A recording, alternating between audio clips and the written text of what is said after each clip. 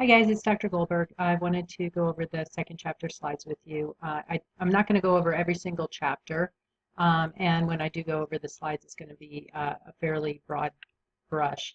But I didn't want to do it last week because I'd already inundated you with two videos, and I didn't want to keep going. But in any case, we'll be talking about being ethical and socially responsible today. I do want you to start off going over the learning objectives by yourself. I only have 15 minutes to record, so I have to use my time efficiently. And I'm a talker. So we'll be talking a little bit about what ethics is, and specifically business ethics. Fairness and honesty is obviously one component of that. Treating people fairly, both your employees, your customers, and your suppliers, and being honest with them. Obviously, that impacts organizational relationships. If you want people to trust you, you have to be trustworthy. Conflicts of interest are another issue, and that's become actually a very big political issue right now. I encourage you to, if you're not very familiar with it, look into what is currently being debated with regard to Citizens United, which basically allows organizations to contribute a boatload of money to politicians, and there's a lot of concern right now that that creates a huge conflict of interest. I, for one, am in agreement that it does create a huge conflict of interest, but the law currently does allow for it. And if you are watching the polls on the presidential election, some politicians feel very strongly about getting rid of Citizens United for that reason. And finally, with regard to communication, there are some things that as a manager you maybe want to protect your employees from knowing, but there's also a good bit of information that if you do communicate it to your employees, even if it's not really positive information, it can result in better relationships just by them feeling that you care enough to keep them in the loop. Right now, a timely issue is the Flint, Michigan water crisis. And apparently there was no communication, although there was a lot of information that was clearly known by the governor of Michigan at the time, and they were serving bottled water to themselves at meetings.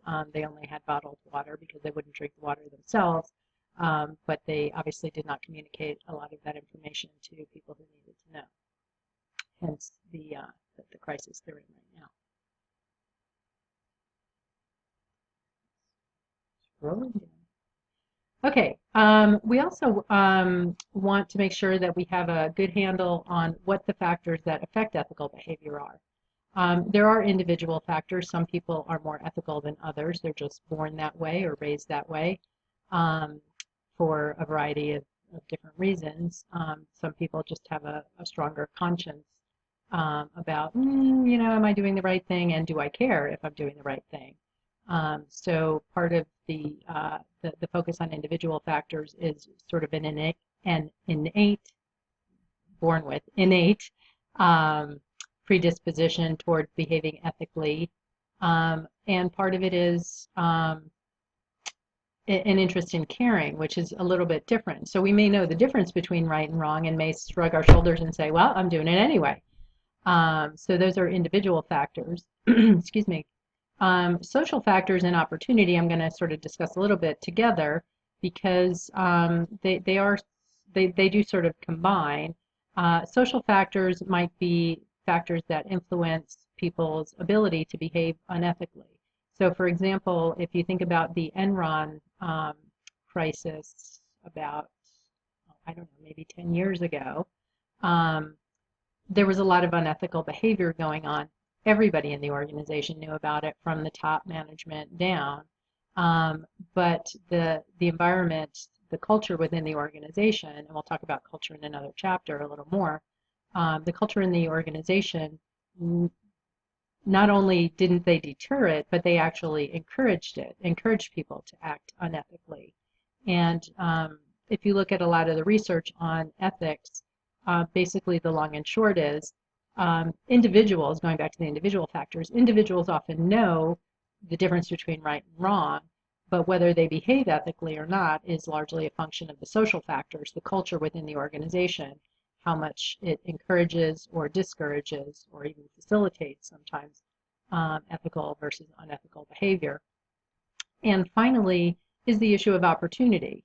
If we create a situation where we don't, where there's less wiggle room for people to make decisions about what they should or shouldn't do, then if there's no wiggle room, there's no individual decision making going on, and they can't behave ethically. And that's one of the factors surrounding whether there should be more legislation in the societal sense, or more organizational policies to curtail the ability for employees to behave unethically.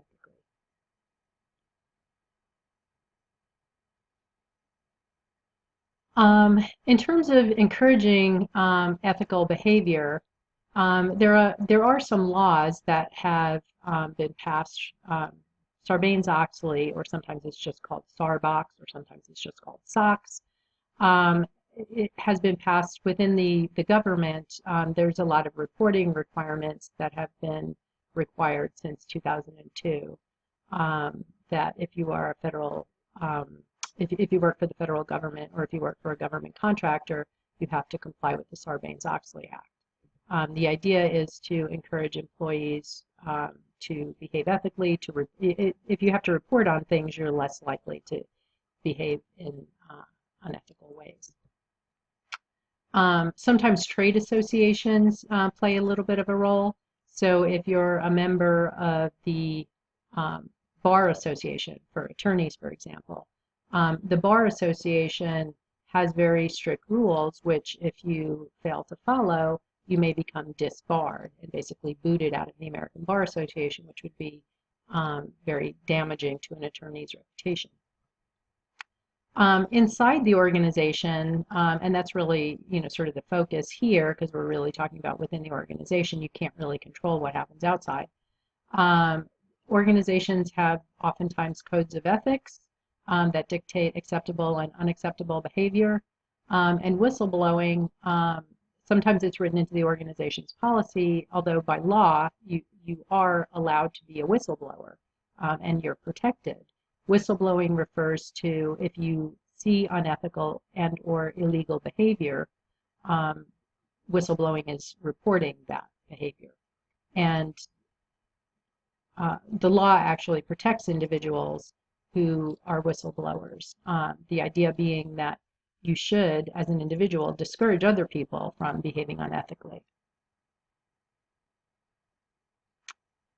Social responsibility is different than ethics because it's sort of one step beyond. So outside of the organization, how does a business behave relative to its environment? So again, the Flint, Michigan water crisis is a great example. There were a lot of things that were known ahead of time, yet the governor decided to act in a socially irresponsible manner. Likewise, when there are things like mining explosions, when there are things like oil spills and so forth, the organization tries to often hide behind, well, we're just doing our job. That's what we're in the business of doing. But doing so in a manner where you're not looking out for employees' best interests and or not looking out for the best interests of the earth, I guess, the planet, is socially irresponsible. So when we talk about social responsibility, it's usually on a broader scale. Oops, I think I skipped one. Okay. I'm not going to talk too much about the evolution of social responsibility. I do want you to have a sense of what caveat emptor means, basically buyer beware. And basically the idea there is, as a consumer, you have a right to some extent to expect products or services that you buy to be safe and effective.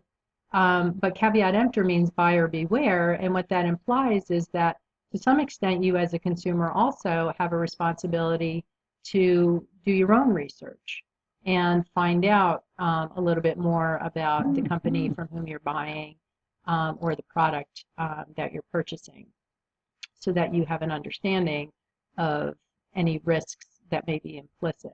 So for example, if you go, I'm an avid skater. I don't know if I mentioned that in my opening video, but that's something I've been doing my whole life. Most rinks have somewhere posted an acceptance of responsibility, which is to say, if you're going skating, there's a good chance that you'll fall. And if you do fall, that's your problem because there's an implicit risk associated with skating that you might fall. And that's a means of the rink enforcing a caveat emptor clause. Okay, so there's two views of social responsibility in the general sense. One is the economic model, and the other is the socioeconomic model. The economic model is purely dollars and cents. So if I am BP Oil, I'm in the business of making money. So if I drill under the water and things happen to spill, oh well, that's the business I'm in. The socioeconomic model takes a broader emphasis that, yes, we're in the business of drilling for oil, but drilling for oil entails some risk that there's going to be an oil spill. So it's on us as an organization to minimize that risk as much as we possibly can.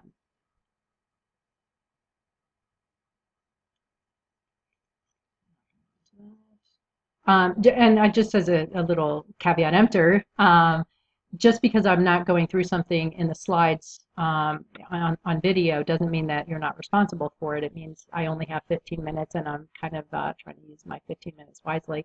But you do need to make sure you understand all the information in the slides, except this one. This one is just flat out boring. We're not going to get, there will be some questions on some of these. They're not going to be very detailed. It's some questions in the quiz about these. They're not going to be very detailed. For the most part, I'm just kind of seeing these as examples of some major federal legislation that's been designed to protect consumers in the last half century or so. And that takes us to, my area is HR, so employment practices and ethics in employment practices is really sort of my pet area. Employment practices have changed a whole lot in the mid-20th century and even continue to change today.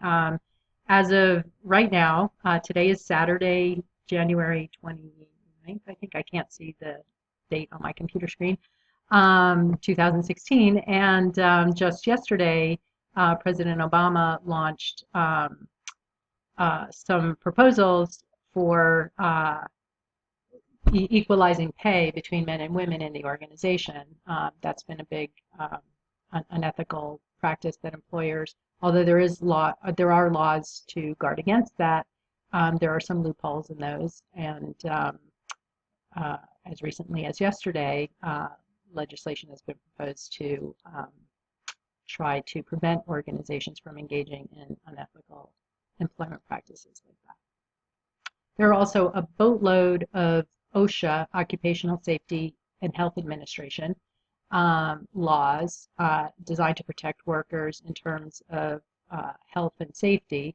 So for example, if you're removing asbestos, you have to be given certain equipment to reduce the likelihood that you're going to inhale asbestos dust because it's a known carcinogen.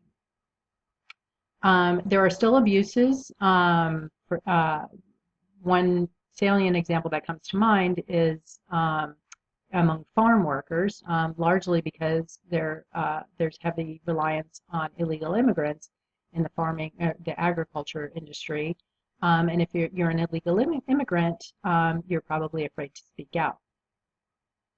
Okay, I have about 30 seconds left, so I'm going to very quickly, we will cover this later in the semester on employment practices, because of course within the area of HR, my primary research interest is in diversity, so understanding income differences between minorities and whites and affirmative action is very important, but we will cover it at a later date. I do want to say here that affirmative action is not a quota. Mm-hmm. That's something that I always like to get in there. And my time's about to run